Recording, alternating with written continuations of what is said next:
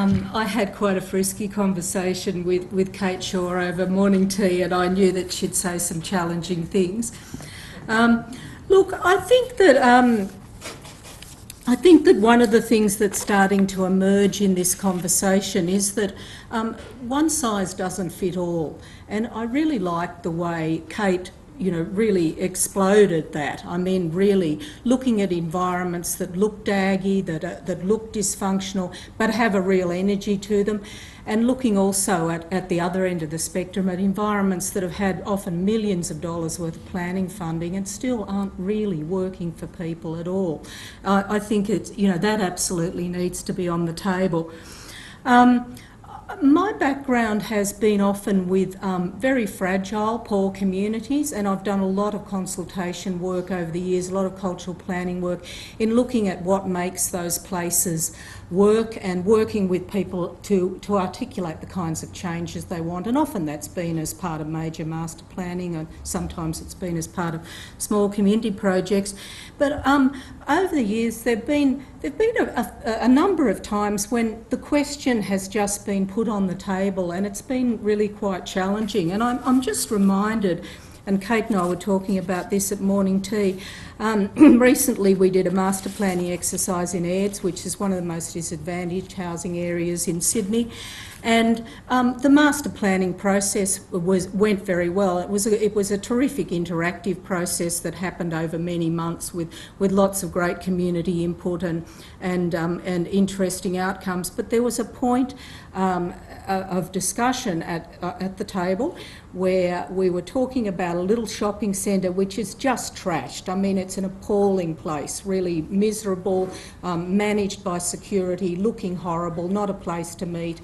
And the focus was all on, well, what could revitalise this shopping centre, the whole place-making approach. How can we make a place for it?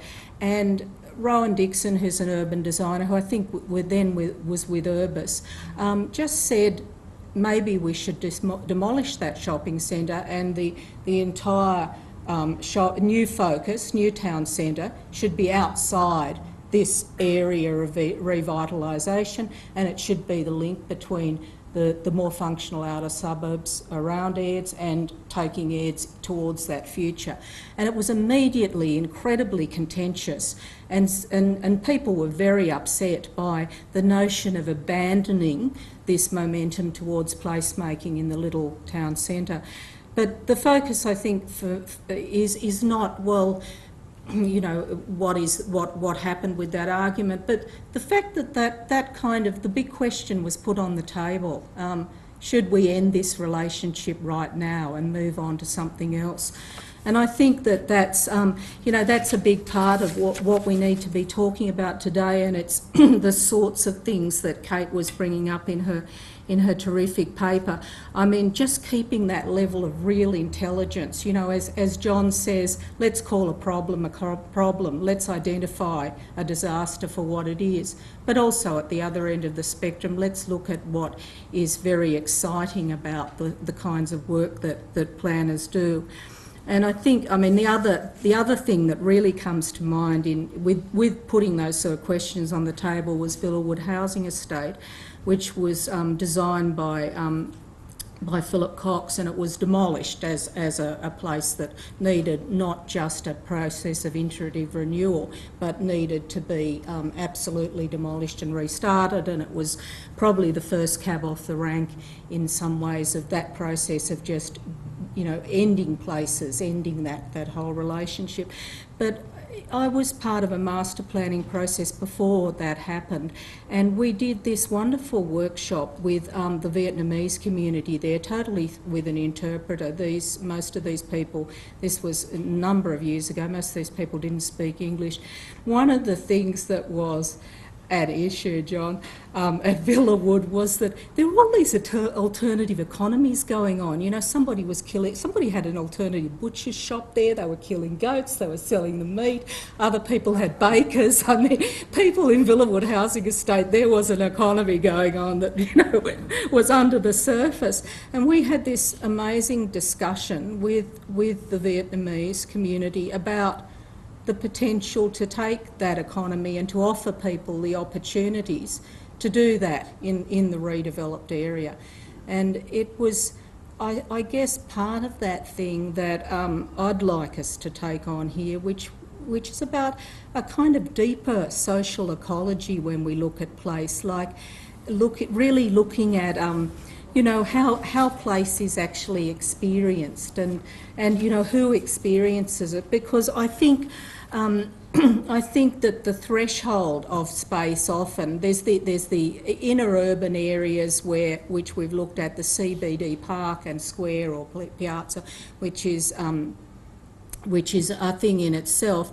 But the reality is that a lot of the places that are the new places that are experienced are actually experienced deeply by residents of new release areas. I mean, that's a big cash cow for new placemaking. Urban regeneration areas where there's been a level of social failure and dysfunction, so those places are being experienced by people whose lives are already complicated and fragile.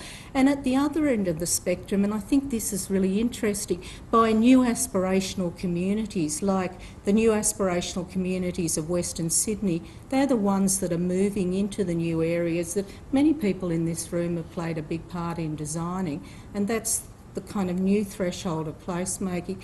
And it is very challenging. I was out at Bungarraby the other day doing a workshop. Everybody at the workshop was Indian, and they were selling lots, and the line from here to the door and tangled round was all Indian communities. And I mean, when we talk about inviting people to the table, these are people that need to be at the table when we talk about what will make successful places in those suburbs. So thank you, Kate. That was a very inspiring talk. Thanks, Marla.